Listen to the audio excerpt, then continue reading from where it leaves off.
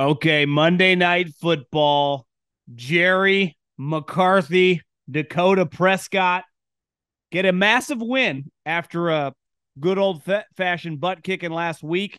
Battle back, they're 4-2, beat the Chargers in LA. Basically a home game for the Cowboys, I'm sure. 20-17. We will dive into the ugly game that we just witnessed. Fun ending, though. Some other stuff around the NFL and something I need to chime in on regarding a broadcast regarding another Cowboy as well. But we will talk about that. Make sure you subscribe to the podcast, Three and Out, wherever you may listen, Spotify, Apple Music. Make sure you subscribe. Do it right now. I got you covered. John Middlekauff, Three and Out podcast. If you're watching on YouTube, smash that like button. Leave a comment below in the description, right down there, and smash that subscribe button as well. As you can see, I'm rocking the Three and Out hat. Go to thevolume.com, thevolume.com. We have a lot of merch. Have FlexFit apparel there. Three and Out, we got you covered. And before we dive into some football talk, do you know what I need you to do? Did you watch that game tonight and you think, God, I want to go to a game at SoFi? I've been. I would recommend it to anyone. That stadium is one of the most remarkable places I've ever been. And I've been to Europe. I've been to the Coliseum. I've seen a lot of crazy things. That thing is, I highly recommend going to an event there, a concert, a football game. If you ever get the opportunity, here's what I need you to do. I need you to go to your smartphone, download the Gametime app. And when you download the Gametime app, number one ticketing app and the official ticketing app of this podcast, sign up and using your first pair of tickets, use the promo code JOHN, JOHN, and get $20 off your first pair of tickets. Comedy shows, concerts. Do you live in Philadelphia? I got news for you. Your team is going to win the World Series. But if you live in the Dallas, Arlington area, your team's probably going to the World Series. You want to go to a World Series game? Gametime. Gametime. Go to it right now. They have interactive maps of the stadium. Given the price point, you can pick where you want to sit. And when you pick a pair of tickets, promo code John, $20 off. Gametime, promo code John.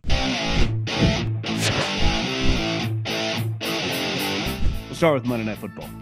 And before we dive into the nuts and the bolts of the game, I mean, that was Mike McCarthy, the Dallas Cowboys, and Brandon Staley written all over it. Constant penalties, constant, let's face it, pretty ugly watch. I thought that just kind of symbolizes the NFL. You could argue close to 90% of that game was pretty terrible. I mean, honestly, was not even that entertaining. Yet coming down the stretch, the game is tied, and you're on the edge of your seat. Whether you're gambling, whether you're playing fantasy football, or whether you're just, I didn't have any money on this game. I don't play fantasy football. I was just locked in. I was very entertained. And the game was terrible. That is what the NFL constantly brings. It happened Sunday night with the Bills and the Giants. It happened tonight with the Chargers and the Cowboys. A poorly played game. Herbert was awful. Dak had one good drive, which we'll get into. Yet the game is just insanely entertaining. And it consistently lives up to the hype. And the Cowboys get a big win. So let's start with Dallas. It was 10-10. And I thought Dak had not just the best drive of the season, but he made two of the best plays of the season. You could argue the two best plays of the season. And let's face it, when you're Dakota Prescott and you're making $40 million and you're the quarterback of the Cowboys, everyone has an opinion about you. I'm guilty, right? And he's a very, very polarizing player because I think we all agree he's not as good as the money he's making. And listen, I'm not counting pennies. I don't give a shit how much he makes. But in the NFL, if you want to talk about the sport and you want to sit at the big boy table, your salary as a player, especially as a quarterback, given how much they make, impacts the way you build the team. And he's been paid now for a couple of years, so his $40 million was ahead of the curve. It impacts how you build the squad. And when you're a 40, 45, $50 million player, look at Jalen Hurts yesterday and really all season long, your standard is really, really high because you have to be a really good player to justify the salary. And if you're not, given that I have to limit at other positions because of your number, it is a problem. And that's part of his story, right? So Dak has taken some shit. Last week was embarrassing. Even he said it after the game. He was humbled. right? He thought he had the good game plan coming in against the 49ers, and they got mollywopped. Well, tonight, with the game on the line, second half, tie game, he had the scramble to Pollard, and one of the big knocks on him, and me and Coward talked about it last week after the Sunday night game, is if his athleticism isn't there, if his playmaking isn't there, he's not a great pocket quarterback. Like, that's never been his game. He's not going to play like Peyton Manning or Tom Brady or Drew Brees, right? He has to be a guy making plays outside the pocket. What's the big problem with Russell Wilson? Well, once his athleticism dips, and peak Russell Wilson was better than anything Dak ever was, but you see the limitations, you're not going to dominate within the pocket. Well, what happened tonight with the game on the line? He made an incredible scramble play.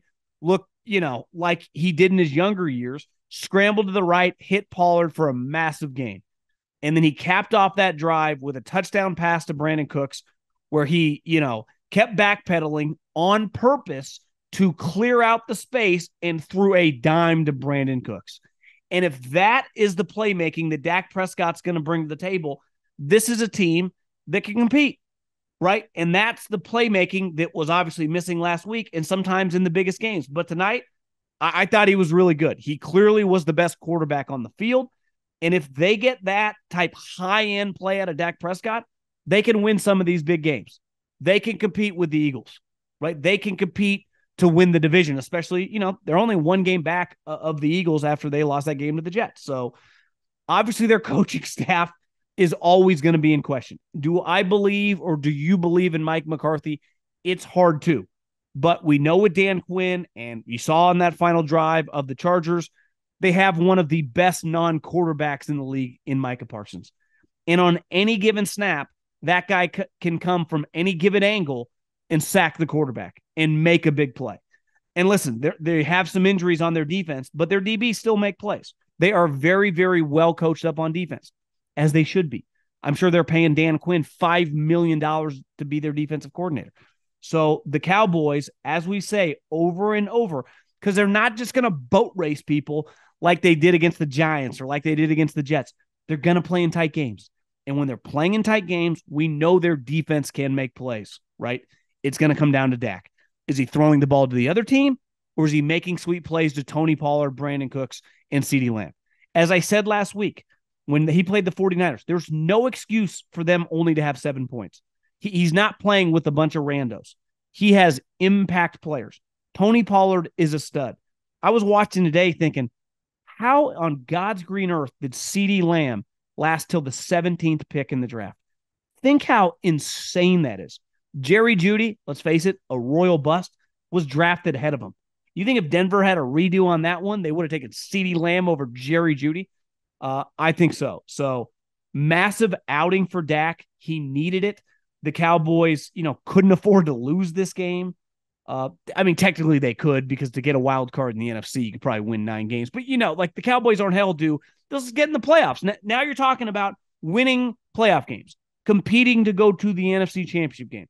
And the only way that is possible, because we know their defense has an opportunity to win playoff games. They did last year when they lost. Their defense showed up against the 49ers, and they were fucking awesome.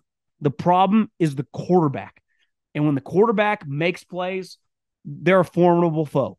But when he doesn't and throws the ball to the other team, they got no shot. So the good Dak showed up. What happened? Cowboys got a massive, massive win on Monday Night Football. We're back with another week of football, and DraftKings Sportsbook is keeping us in on the NFL action with great offers every single game day. New customers can bet $5 and get $200 instantly in bonus bets. Throw 5 down on any of this week's epic matchups to walk away an instant winner. And DraftKings isn't stopping there. All customers can take advantage of 2 new offers every game day this September. Football's more fun when you're in on the action. So download the app now and sign up with the code JOHN, J-O-H-N. New customers can bet $5 to get $200 instantly in bonus bets. Only on DraftKings Sportsbook, an official betting partner of the NFL. With code JOHN, J-O-H-N. The crown is yours. Let's get to the Chargers. Listen, a lot of people are like, you better go in on Herbert. He was terrible tonight. That was as bad of a game, and I've been watching his career since Oregon, is you're going to see the guy play. He was atrocious.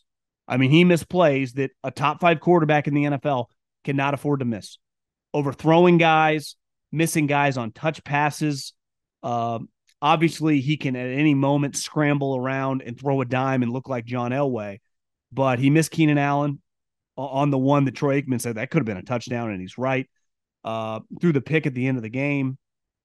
Just wasn't very good. I do think, though, it reflects a little the Chargers to me have some USC in the pros vibes.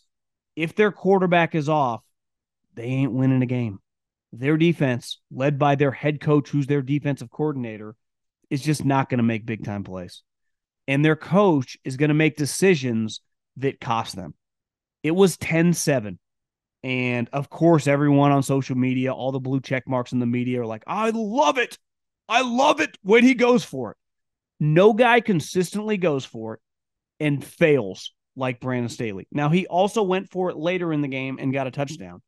But it feels like more often than not, he does not get it. And in a spot when it's 10-7 and a field goal ties the game with several quarters left, he never does it. Like, bro, just make it 10-10. And then they later kick the field goal. You would have had the lead 13-10. But he does not think like that. And you can say the analytics, the numbers, the process behind it adds up to that. That's all I ever hear is the process is correct. Nothing agitates me more. We're not in a process-oriented sport, right? It's about the results. Do you get it or do you not? Do you win or do you lose? It reminds me so much of politics and bureaucrats saying, like, our heart was in the right place. Yeah, well, your decision failed for society. Like, no one gives a shit about your process when the results don't work. We are judged in my business, everyone listening's business, obviously in football, on the results. Everyone thinks because like Nick Saban the last 15 years talks about the process nonstop. Do you know why he talks about the process? Because he's won 6 fucking national titles. And if I hear one more time about Brandon Staley's process being correct, and I know Telesco is buddies with everybody in the industry, and everyone loves him. And listen, I think he's a pretty good drafter as well. But anyone that supports this constant failure makes me sick.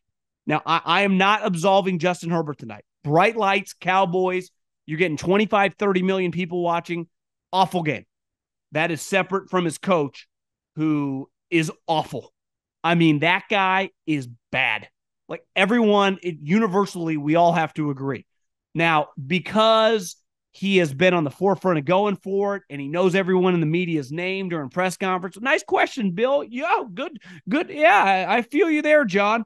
Everyone's always wanted to like him. I think he's one of the biggest phonies, frauds in recent memory in pro sports.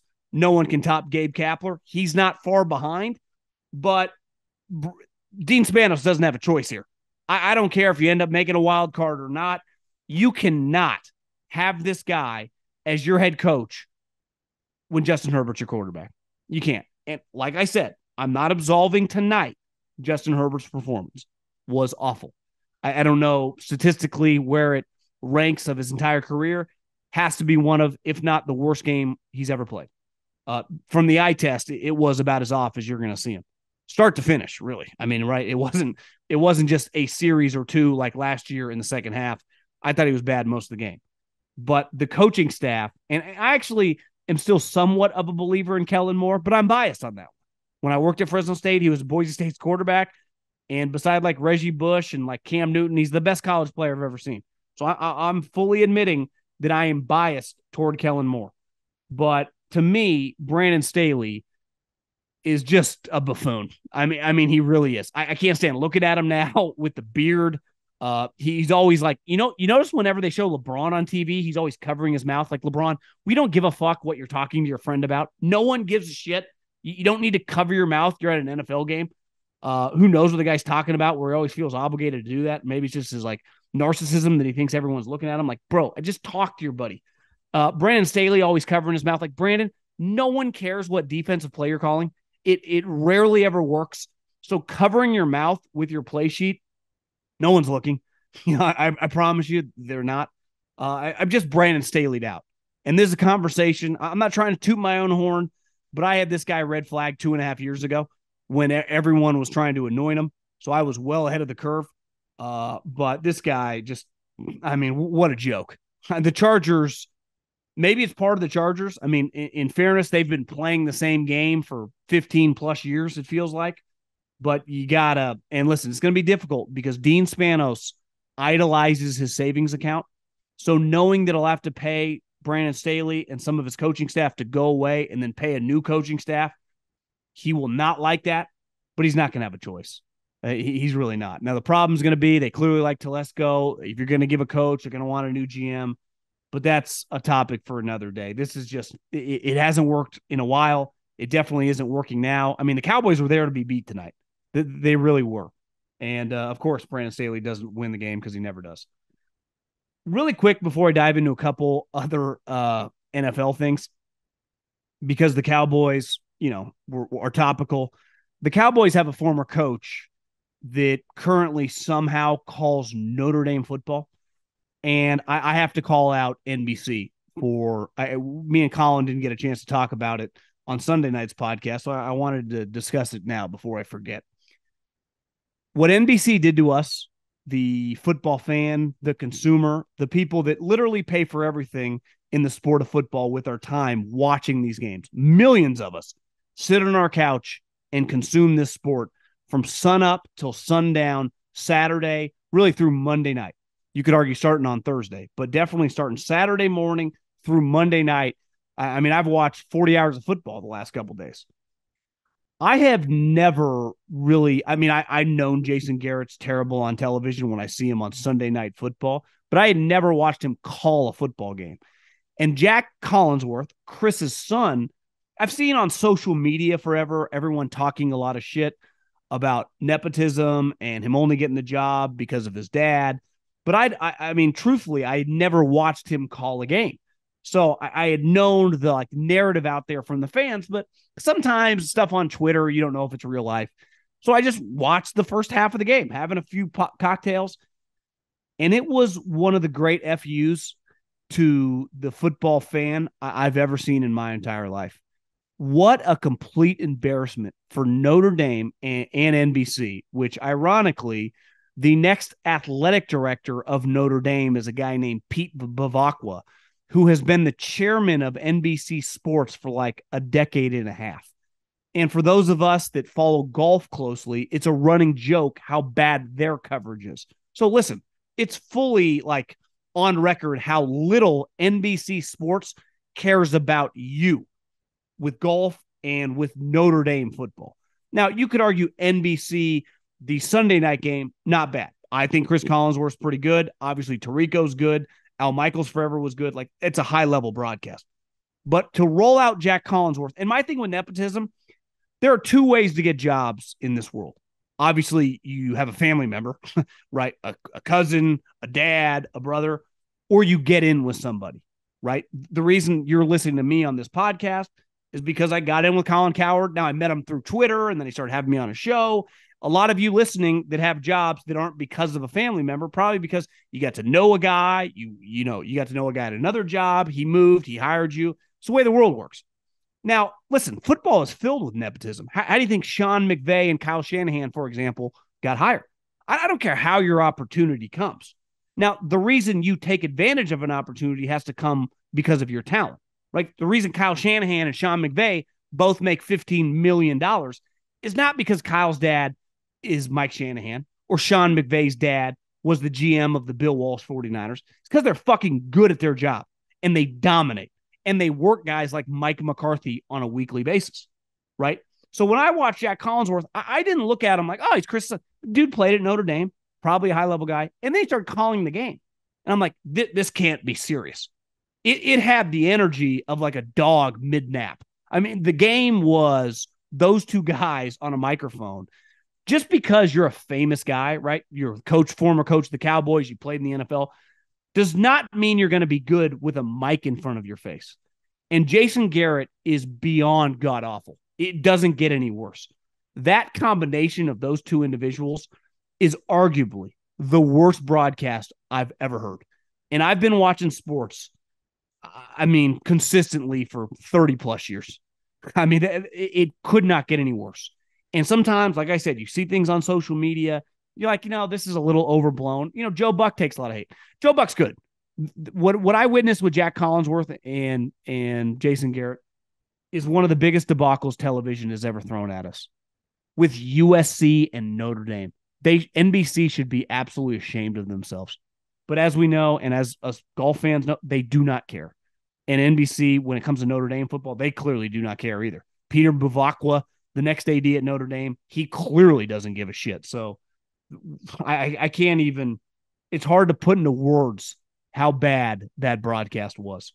For a limited time, Verizon customers can get Netflix and NFL Plus for just $25 a month with Plus Play. That's $120 in annual savings. Plus Play is a platform where Verizon customers can shop, manage, and save on the subscriptions you already love, like Netflix and NFL Plus. With NFL Plus Premium, you get access to live games on mobile, NFL Red Zone, NFL Network, and more. Just go to Verizon.com/plusplay to bundle and save on Netflix and NFL Plus today for a limited time only.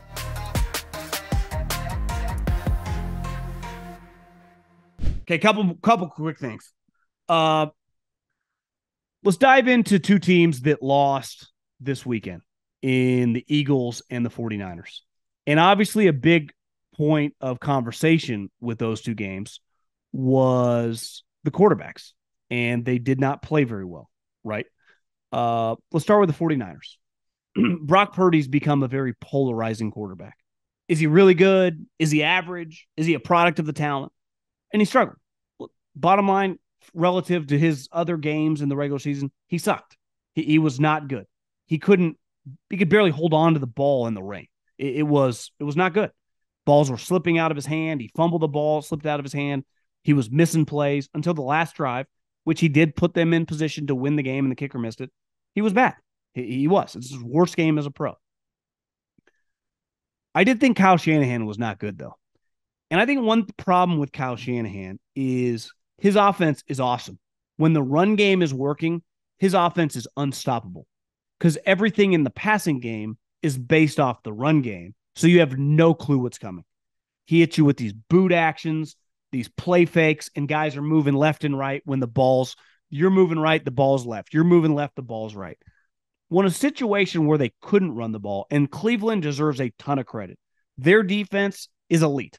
By the time you're listening to this, I'm sure you've seen the stats. No team is allowed less yards through the first 6 games since like 1971. The defense not only they're great tacklers, their pass rush is awesome, their DBs can cover. They are an elite defense. That being said, like Kyle Shanahan kept running these play action passes when the run game wasn't working. And clearly Jim Schwartz had taught the guys, don't bite. And they weren't biting. And they were constantly just getting into Purdy's face. And then on the final drive of the game, they kind of just went normal football. Spread it out. Get in the shotgun. 4 or 5 wide. Even with Debo and McCaffrey out, you still can roll out Ayuk, Kittle, Jennings. You got other players. You can still spread the field out. But that's not Kyle's deal. He hates really that. That's not part of his offense unless he's forced into it, and it worked. And I thought Kyle, like, Purdy's going to take a lot of shit, and rightfully so, was not good. His coach did not help him out. His coach did not help him out at all. Same thing with the Eagles. Jalen Hurts, awful. Like, that's as bad of a game as you're going to see him play. Here's the problem, and part of the reason I did not bet the Jets, and I didn't even pick them to beat the Eagles in my bold play of the week, because I felt the Jets are good from playing from ahead or even a tight game when they know you have to pass because they have unlimited pass rushers and they can tee off. Well, I was like, they're playing the Eagles. The Eagles are running it down people's throats. Eagles are going to run it 45 times on them. Eagles had a lead. I look up, it's 14-3. I'm like, just run DeAndre Swift till the wheels fall off and, beat him into submission. And then, I was glued to that game. Pass after pass after pass. And I looked up, how many carries did DeAndre Swift get? 10. How many passes did Jalen Hurts get? almost 50. What the fuck were they doing? It honestly made no sense. Like, I guess I get Kyle. That's not really our offensive playbook. Like, I'm sorry. You have to have it. Shotgun, spread it out. The Eagles, like, just call some run plays. Why are you passing it against a team that you have when you're playing Zach Wilson? Like, a commanding lead is 14-3. I mean, that's 14-9. Like, you should feel good about your advantage. You're not playing Mahomes, Tyreek, and Kelsey here. Run it down their throat. Yet it felt like every single play, drop back, drop back, drop back. And then the moment they hit A.J. Brown down the sideline, I'm like, oh, they're not going to stop passing it. And ultimately, what did them in? A pick, which cost them the game. Now, we can nitpick. I didn't quite understand. I saw Sirianni today would not admit to allowing them to score. Clearly, they did. I thought you could have played defense there. Everyone's like, just let them score. You get the ball back, 2 timeouts. You had 14 fucking points. This notion like, oh, scoring a timeout with a minute 40 left and 2 timeouts is easy. It is real in that game. Like, they have 14 points. If you had 37 points, I'd understand it. It's like Dan Lanning. He wouldn't kick the punt at the end of the Oregon-Washington game. I'd understand it if on every single drive they were scoring, you had allowed 1 touchdown in the second half. Your defense is playing well. Punt. Play defense. It's easier to kick a field goal with 50 seconds left, no timeouts. I don't agree with that. And I'm not anti going for it or anti the chart, but sometimes I'm just baffled by, minute 40, 2 timeouts. You're going to score a touchdown? You literally struggled all game long to score touchdowns. And now you're going to score? Based on what evidence? I don't see it. What happened? Not only didn't score, he didn't even get close. So I think both. Obviously, Brian Johnson has struggled. Kyle Shanahan has not. He's had a fantastic year, but Brian Johnson was terrible that game. And I thought Kyle, in the second half was not really good either. And listen, sometimes offensive coordinators have bad games, especially when you have injuries. And clearly with the Eagles, it's hard to play without Lane Johnson. I think their record without Lane Johnson is not good. And anytime you lose, the Eagles are lucky, right? Most teams, if you're lucky, have 1 good tackle. The Eagles have 2. And if you have a good right tackle, the drop off, if you have a Pro Bowl level right tackle from that guy to your next guy is, I don't care. I never get mad at teams like, why don't they have better depth? You think it's easy to find good backup offensive tackles? If a guy is quote unquote a really good backup offensive tackle, he could start for half the league. So anytime you're going to lose one of your guys, you're going to be in trouble. And obviously the Eagles are when they lose Lane Johnson. Okay. One more thing really quick. The Patriots. I saw Teddy Bruschi today. One thing that's weird is a lot of Patriots are in the media, right? Basically, every single show has a former Patriot, and they're kind of pressed now. If Teddy Bruschi or Edelman or McCourty's on my show, like, what do you think we're talking to them about? Like, I'm not asking them about the Jags or the Colts. Like, what the fuck is going on with Bill Belichick? And I saw Teddy Bruschi say, like, listen, it is hard. Like, they are as bad. And listen, I got fired in radio because I was the post-game host for the Raiders. And this is when they were really, really terrible.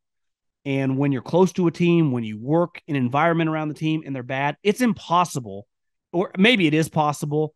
If you're able to do this, I think you're kind of a loser. I found it impossible when you're talking about a 2, 3, 4 win team to act like things are rosy, because on a weekly basis, when the team is bad, and not just bad, you're usually getting your ass kicked, it's hard to find silver linings. So when these guys are getting asked, they're starting to be more and more negative. The penalties, I mean, yesterday the game opened up with multiple penalties. This is the New England Patriots. So Teddy Bruschi basically said, like, it's kind of Robert Kraft's decision, but this team does not look like a Bill Belichick team. And listen, let's face it, this team's awful. They're really bad. They had no business even being close in that game. I think Mac Jones is, it's not even opinion. He's objectively not a very good NFL quarterback right now. And it's like, well, he doesn't have the players. The whole operation sucks. This is a team that's destined to win 4 games. But the best part, if you're Robert Kraft, because I hear like, oh, the Patriots sell off who?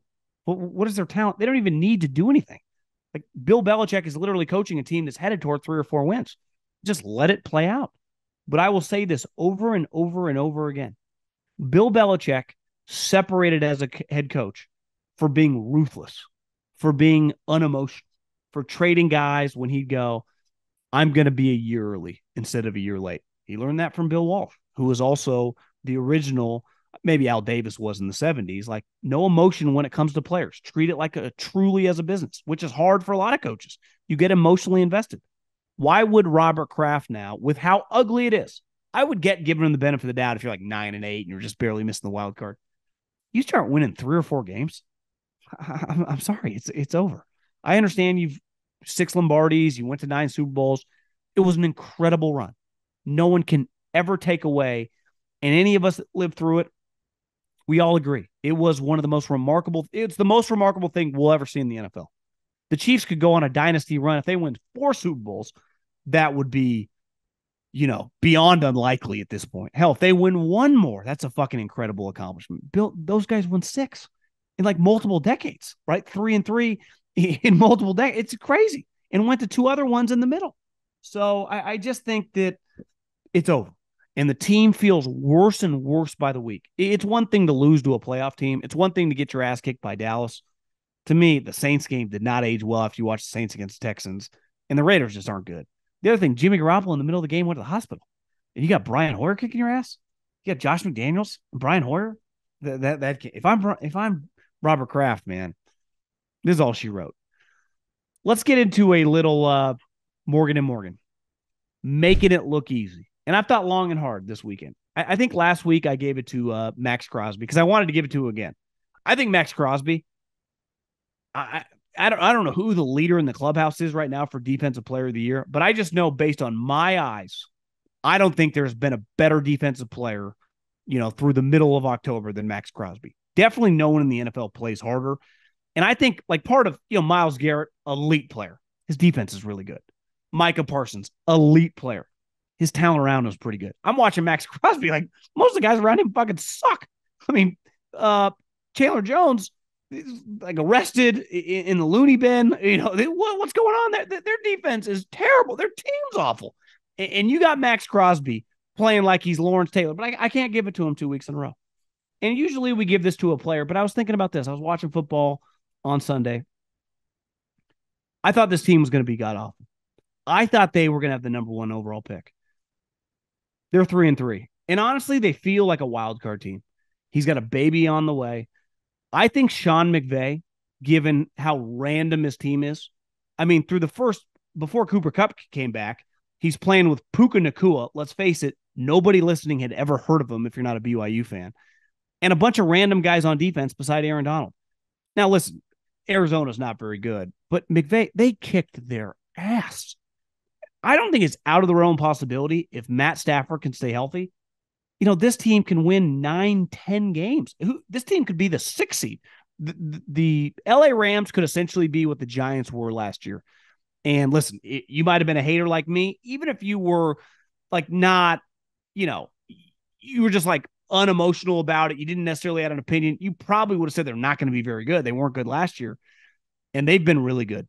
They've been exceptional on offense. So baby on the way, Sean McVay, proven why he's a really good coach. That's Making It Look Easy, brought to you by Morgan and Morgan, the largest injury law firm. forthepeople.com/John or dial pound law 529 from your cell phone. That's FOR thepeople.com/JOHN or pound law pound 529 from your cell phone.